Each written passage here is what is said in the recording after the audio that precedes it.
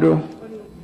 Mheshimiwa Spika, nakushukuru sana kwa kunipa nafasi ili niweze kuuliza swali dogo la nyongeza.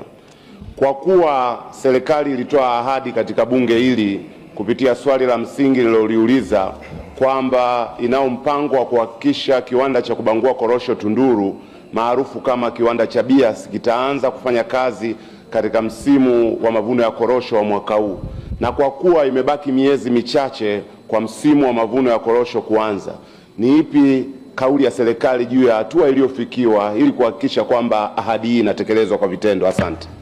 Mheshimiwa Waziri.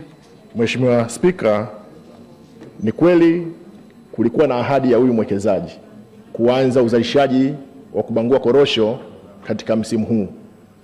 Tumemuita wizarani ili atuambie amefikia wapi, kwa sababu kuna commitment ambayo tumeweka na wananchi wanasubiria kule kuona kwamba uzalishaji wa korosho unaendelea, lakini pia commitment yake inaheshimiwa. Mheshimiwa Spika, naomba kuwasilisha.